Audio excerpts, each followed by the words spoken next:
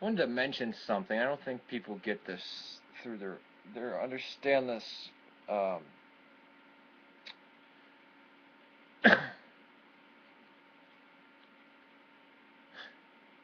Douglas Wilson attacks the Eastern Orthodox Church as being not the oldest church. Actually, it's the Roman Catholic Church that's the oldest. So, would you agree with Petrine primacy? Granted, we never stopped calling ourselves the Catholic Church, and actually, we actually had the Roman Empire, the Roman Catholic Church. We're called Rome by my church, my specific church, is called Rome, is in Rome, by the Muslims when they came in the 7th and 8th centuries. Do you see Christianity not coming from Alexandria and Antioch and Rome? Or is Rome the sole dictator of it? I mean, a Protestant saying this, so you're against what Luther said and what Calvin said about I mean, your whole Reformed theology just destructs right there. It just falls apart. The Roman Catholic Church was the legitimate church in 1054 AD. And then what they were totally legitimate until, because you can't be a restorationist if you're a classic Reformed Protestant or whatever, or you're from the Presbyterian branch if you're backing, or at least Douglas Wilson is. But Yarbury says, exactly wrong. Origin says icons, or when he's talking about icons and their idols, and read Origin against Celsus. Oh my gosh, I almost don't know what planet people are living on. Like, you're quoting Origin for theology, or even of what should be done. Do you believe in a pre-existent soul? Do you believe in universal salvation?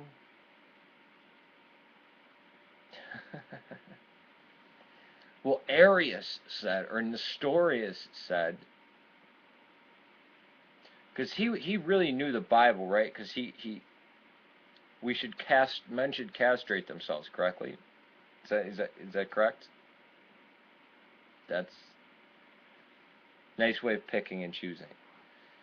The fact that people like Epiphanius mentions this sucked, or even Eusebius writes about the golden statue, or the statue of the woman before Christ, kneeling before Christ. It was in front of a church. It says, oh, that's no good. Or Epiphanius they're talking about this stuff because there was icons in churches. They didn't. The writing class of people maybe didn't agree with it, and find a few quotes from it. And there's already a distinction between a pagan idol and images used in worship. Do I have to go back? Do I have to read Exodus to you about the Ark of the Covenant? And I mean the whole Exodus story, going from Exodus through to Numbers. Deuteronomy is a retelling of it. Moses crafting the bronze serpents. The cherubim woven into the tabernacle. If you were to go back to ancient Israel while they're wandering in the Sinai desert, correct? You would think that that's their main idol, that's their idol, is the Ark of the Covenant, because you see two cherubim, and cherubim were head of a man, body of an animal, most likely a bull or an ox, wings of an eagle. Common thing, see them in Babylon all the time. The Oriental Institute, Chicago, has a huge one. Actually, it's one of the gates of Babylon. Exactly described how described in the book of Daniel. Exactly. So, if you want to go, oh, the Old Testament's an error or something like that, or the Ark story was put in there, or no. So it was okay for this. I mean, Moses got the Ten Commandments, right? Thou shalt not make the image of this or that or this or that and bow down and worship.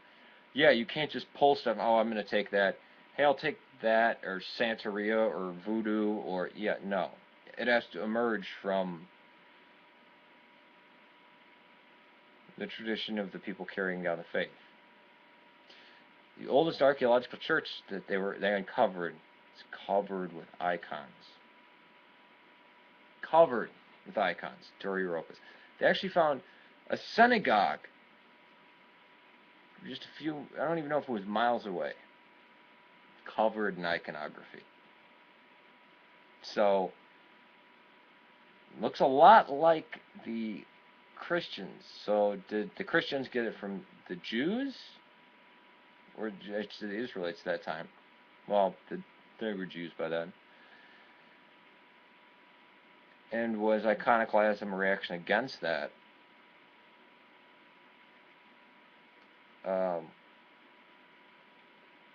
Or did they get it from the pagans? Because the icons they were using, we still use today. Where's any bronze statue? I'd like to know the Orthodox Church that has a bronze statue of Apollo in it. I really would. Or Jupiter / Zeus, or Kronos / Saturn, or whatever gods you want to put or pick. Do you think the image of, I mean,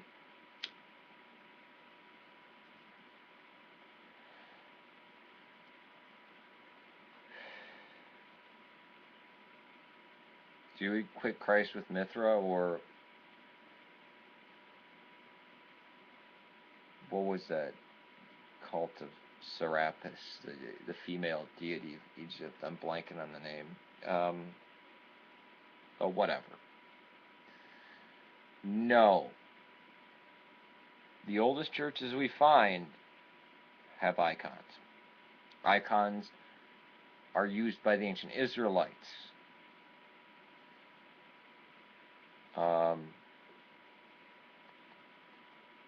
I'm minority in actually accepting the Shroud of Turin, and I actually believe that actually is legitimate. The Orthodox Church is silent on it, but I actually think that's real. If you're one of those people who thinks the Shroud of Turin is real, why would Christ leave an icon behind St. Catherine's Monastery, enveloped by Islam? So this is actually safe from the iconoclasm that the Byzantine emperors were doing to trying to appease the Muslims, because they were iconoclastic. In the beginning, I actually think I can show that in the beginning Islam wasn't, but it got to a stage where it was.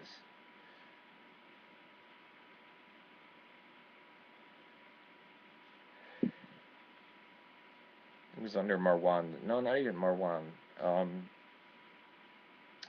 Well, whatever. But you quote Origin as if that's... Oh, wow, I see. You quoted a heretic. Yeah, I get your point. Really, oh, that's what Valentinus said. Oh, I guess Orthodoxy has to change now. Christianity has to change. Okay, I guess there's a pre-existent soul. There's emanations from God. Christ is not God. Jesus wasn't the Christ until baptism. Let's just use all these weird ideas that were floating around and got written down and were kept through the annals of history. There's a reason why Origin and Tertullian were preserved. It's not because they were saints.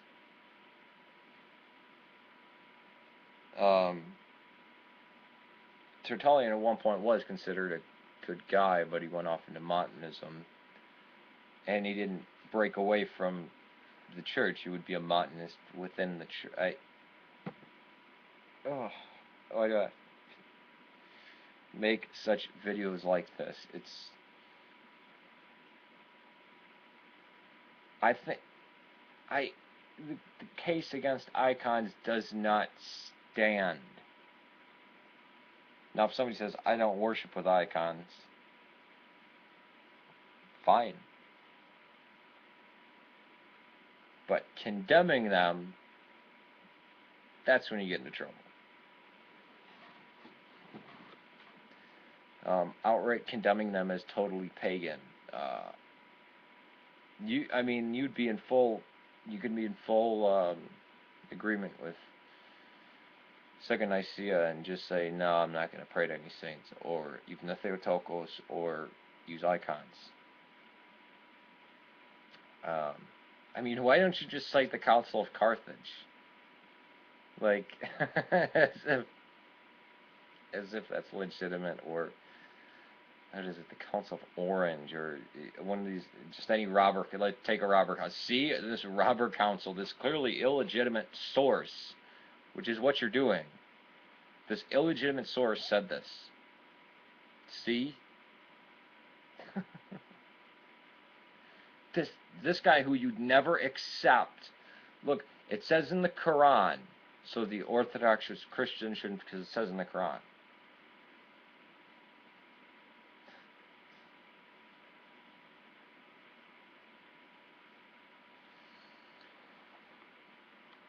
I just don't know sometimes that people are just joking around, or no.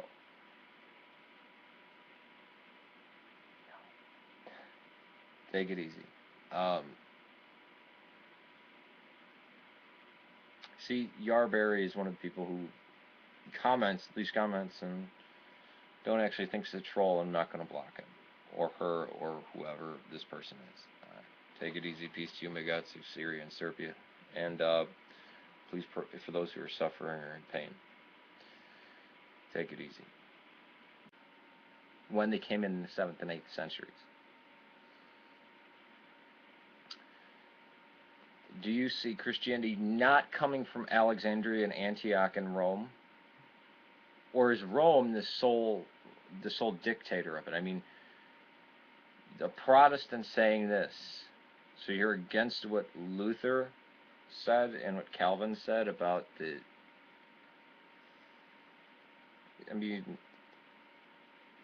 your whole Reformed theology just destructs right there. It just falls apart.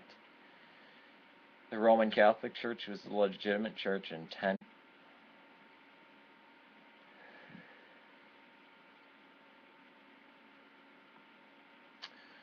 I wanted to mention something. I don't think people get this through their understand this.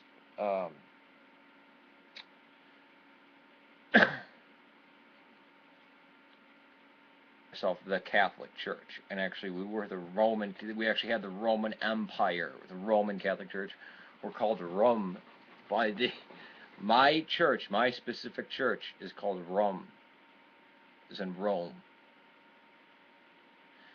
by the Muslims.